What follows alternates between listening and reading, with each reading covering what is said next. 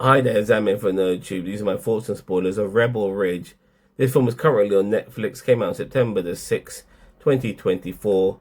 Stars Aaron Pierre, the legendary Don Johnson, the legendary James Cromwell, and former child actress Anna Sophia Robb. This movie felt initially like a simple revenge story.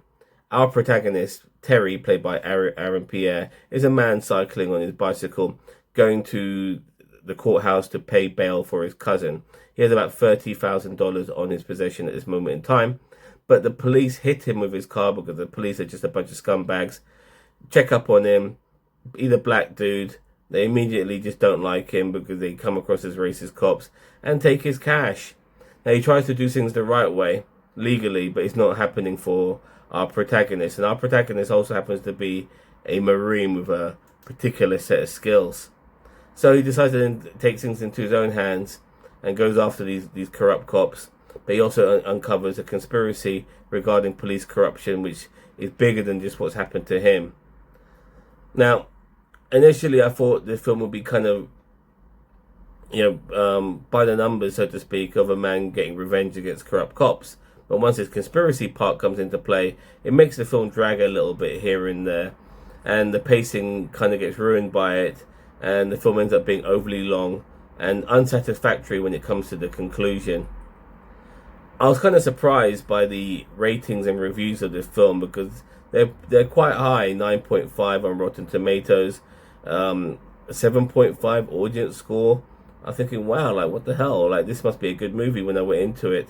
But I was a little bit, I wouldn't say necessarily upset, but I found it a little bit mediocre overall. I thought some of the performances were very good, and the emotion I was feeling initially from these corrupt cops, beating on our black protagonist, really got me in the feels because it's just a lot of police brutality that you see in real life nowadays. Through dash cams and police recorders on their bodies and stuff like that. People's mobile phones.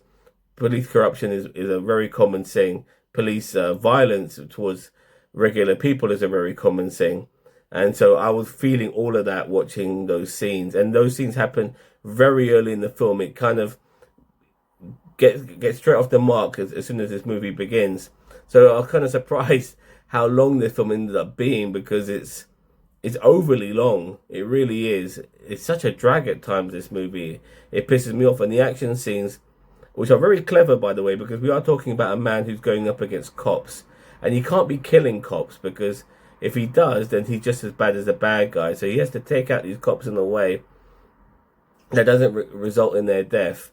And that's what makes some of the action scenes and him using his skills quite enjoyable to watch at times. But regardless of all of that, unfortunately, I think the negatives slightly outweigh the positives of this movie. Not too much to a degree that I don't think this film is bad. I just don't think this film is as good as the reviews and ratings are making out to be all over social media.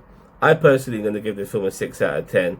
I think if it had a little bit more to it regarding some of the action scenes, I guess, and some of the discrimination scenes, and maybe less of this police corruption conspiracy that really made the film more than what it should have been in the worst way possible, then I think I would have probably enjoyed this. Sometimes a film can be generic if and done well and be enjoyable regardless of it being generic.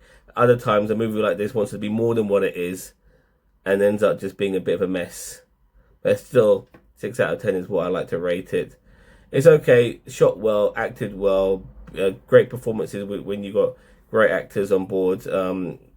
All of that was done superbly, in my opinion. I just think the storyline wasn't that great overall. Felt a little bit like a modern day version of First Blood, a little bit like that, So you understand what I mean when you watch the film, but it's not completely like that either. Anyway, let me know what you think of this movie. Don't forget to like, share, subscribe to NerdTube. We are the greatest social media channel you never heard of. Take care now. Bye bye.